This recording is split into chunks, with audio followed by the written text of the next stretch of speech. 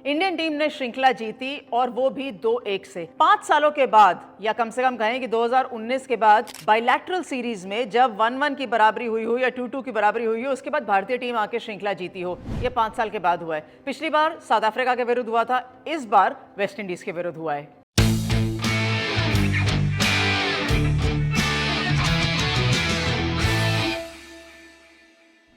स्वागत है आपका डिफरेंट स्ट्रोक्स के अंदर। और जीत के बाद वो जो स्माइल, मुस्कुराहट, खुशी, सब चीज़ें रहती है ना, वो बिल्कुल अलग रहती हैं। इसलिए तो कहते हैं जीतना कितना ज़रूरी है। ऑस्ट्रेलिया टीम से पूछिए, वो बताएगी आपको। जीतने के बाद उनको एग्जैक्टली पता है कि तस्वीर खिंचवाने के लिए पोजीशन कैसे लेनी पड़ती है और टीम की फोटोग्राफ कैसे रहती है, क्योंकि वो इतना जीतते हैं। इंडियन टीम भी धीरे धीरे वो एक सिचुएशन ला रही है, लेकिन कंसिस्टेंसी है जो हमेशा ढूंढते हैं कि वो भारतीय टीम के साथ कब आएगी।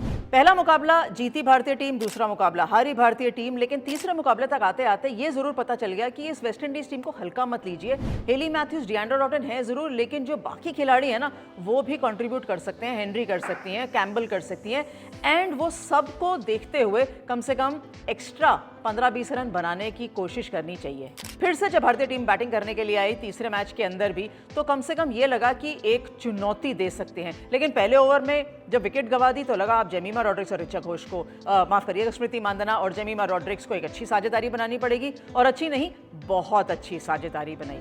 98 रन्स की साझेदारी बनाने का मतलब था कि वो टाइम कितना लिया, और कम से कम टाइम में सबसे बेस्ट पावर प्ले स्कोर बनाया तीनों मैचेस को लेते हुए। एंड जो स्टार्ट दिया, कम से कम इस तरीके का स्टार्ट था कि जो इनके बाद बैटिंग करने के लिए आएंगे ना, उनको सिर्फ वो मोमेंटम मेंटेन करना है।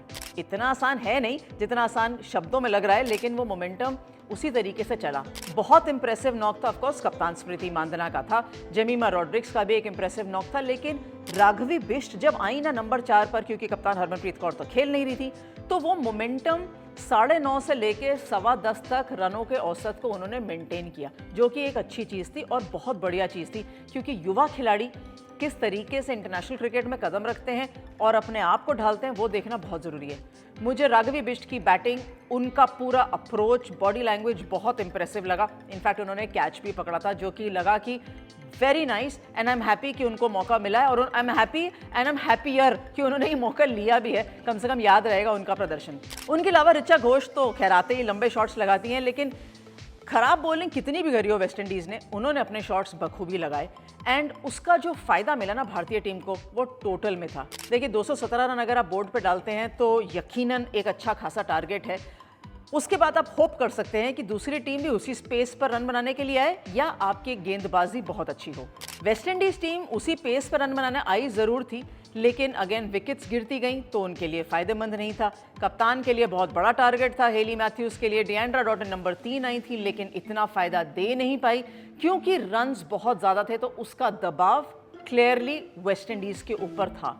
लेकिन उस दबाव को कम करने के लिए क्या कर सकता है कोई कुछ नहीं कर सकता। दबाव तो रहेगा इंटरनेशनल क्रिकेट में, लेकिन जिस तरीके से जो छोटी सी अपॉर्चुनिटी मिली थी ना रन्स बनाने की, स्पेशली क्योंकि याद करिए इंडियन टीम के पास 5 स्पेशलिस्ट गेंदबाज खेलते हैं। मुकाबले के अंदर सजना को दूसरा ओवर दे दिया गया था, ताकि आप शुरुआत में ही स्पिनर के साथ, अपने छठे बॉलर के साथ वो ओवर्स निकाल दिए जाएं। वहाँ थोड़ा सा फंसी वेस्ट इंडीज़ टीम और वहीं का फ़ायदा मिला भारतीय टीम को। तो स्मार्ट प्ले बाय इंडिया, लेकिन not so smart bye West Indies. Towards the end आते आते इतना दबाव बन गया था कि आप हर चीज़ के लिए रन बनाने लग रहे थे। इनफैक्ट वेस्ट इंडीज़ इस चीज़ से खुश होगी, जो कि हमने हेली मैथ्यूज़ को पोस्ट मैच प्रेजेंटेशन में सुना भी, कि उनके कुछ प्लेयरों ने मौका लिया। हेनरी ने बड़े शॉट्स लगाए, सेकंड मैच में कैम्बल ने अच्छे शॉट्स लगा के दिखाया। तो कम से कम ये कॉन्फिडेंस रहता है आगे आने वाले श्रृंखलाओं के अंदर कि वेस्ट इंडीज़ की बैटिंग इतनी खराब भी नहीं है, अगर बहुत ज़रूरत पड़े तो ये रन कर सकते हैं। आगे आने वाला समय है वनडे सीरीज। 3 मैच हैं जो तीनों क्वालिफिकेशन के लिए काउंट होंगे, of course for the ICC one day cricket world cup. West Indies के लिए वो श्रृंखला बहुत ज़रूरी है। इंडिया तो होस्ट है, तो हम तो वैसे ही क्वालिफाई कर चुके हैं, लेकिन स्क्वाड में क्या बदलाव है? T20 स्क्वाड में से थोड़े बहुत ज़्यादा बदलाव हैं, लेकिन जो स्क्वाड ऑस्ट्रेलिया गया था वहाँ से शुरू करते हैं कि ऑस्ट्रेलिया के स्क्वाड में और वेस्ट इंडीज़ के विरुद्ध खेलने वाले स्क्वाड में क्या बदलाव है। 2 बदलाव हैं। प्रतिका रावल अंदर आई हैं और प्रिया पुनिया इंजर्ड हैं, तो वो ऑफकोर्स स्क्वाड के साथ नहीं है। राधा यादव की जगह तनुजा कन्वर अंदर आएंगी स्क्वाड के अंदर। तो सिर्फ 15 खिलाड़ी हैं, 16 नहीं है, और राधा यादव इस स्क्वाड का हिस्सा नहीं है। ये तो भारतीय टीम का स्क्वाड है। वेस्ट इंडीज़ वुमेन का स्क्वाड वही है जो वो लेकर आए थे T20 के लिए, वहीं से वो मिक्स एंड मैच करेंगे, जो उनको बेस्ट लगेगा उसके साथ खिलाएंगे। लेकिन वेस्ट इंडीज़ के लिए चुनौती और ज़्यादा बड़ी है। देखिए, T20 के अंदर हमेशा मानते हैं कि वो एक स्ट्रॉन्ग टीम है और है भी, उनको हल्का नहीं ले सकते, ये हमने देखा है। लेकिन वनडे क्रिकेट के अंदर उनके पास ये चुनौती है कि वो किस तरीके से ये अपॉर्चुनिटी अपने खिलाड़ियों के साथ लेके आते हैं एंड प्रदर्शन करते हैं। भारतीय टीम के लिए ये चुनौती है कि जो ऑस्ट्रेलिया से हार कर आए हैं, किस तरीके से बैटिंग ऑर्डर चलेगा। अगर हरमन फिट होती है और खेलती है तो बैटिंग ऑर्डर क्या रहेगा, अगर हरमन नहीं खेलती है तो किस तरीके से बैटिंग ऑर्डर या 11 खिलाए जाएंगे।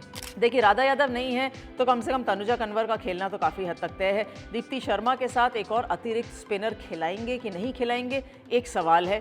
प्रतिका रावल टीम के अंदर आएंगी, मुझे मुश्किल लगता है, लेकिन तेजल हसबनिस को मौका मिलेगा विद हरलीन दियोल या नहीं मिलेगा, ये सारा कॉम्बिनेशन जो है ना, वडोदरा जाने से पहले थोड़ा बहुत अंदाज़ा लग जाएगा। लेकिन जब पहला मैच वडोदरा के अंदर खेलेंगी, वो भी 22 तारीख को, तो बिल्कुल ही आइडिया लग जाएगा कि किस तरीके से भारतीय टीम चल रही है। हरमनप्रीत कौर अगर चोटिल है तो मुझे लगता नहीं है कि वो खेलेंगी। हालांकि तीसरे T20 इंटरनेशनल से पहले ग्राउंड के आसपास थी और बातें भी कर रही थी, थोड़ा बहुत हमने स्क्रीन पे भी देखा, लग तो बेटर ही रही है। ऑफकोर्स रेस्ट के साथ और अच्छी हो जाएंगी। भारतीय टीम के सामने चुनौती ये है कि वो कितना बढ़िया खेल दिखा सकते हैं। इंडिविजुअल टारगेट्स मुझे लगता है इस श्रृंखला के अंदर बहुत काउंट होने वाले हैं। ऑफकोर्स टीम टारगेट तो रहेंगे ही। मुझे लगता है कि भारतीय टीम को एक स्ट्रॉन्ग बैटिंग ऑर्डर खिलाना चाहिए, लेकिन जितने ज़्यादा ऑलराउंडर हो ना, वो बिल्कुल उनको मौका देना चाहिए इस श्रृंखला के अंदर, क्योंकि ये श्रृंखला स्पेशली वनडे की क्योंकि है बहुत इंपॉर्टेंट है भारतीय टीम के लिए, आगे जो वनडे वर्ल्ड कप आ रहा है उसके लिए।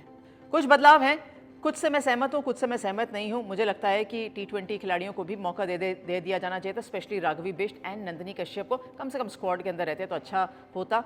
एंड राधा यादव, कोई बात नहीं, उन्होंने न्यूजीलैंड के विरुद्ध अच्छी गेंदबाजी करी थी। तो आप ये बताइए कि आप किस चीज़ से सहमत नहीं हैं। वनडे सीरीज़ की टीम अनाउंस हो चुकी है, स्क्वाड आपके सामने है, तो आप ये बताइए कि आपको क्या लगता है कौन होना चाहिए था और कौन मिस हुआ, तो कोई बात नहीं, ये आपकी तरफ से। Thanks very much for watching different strokes.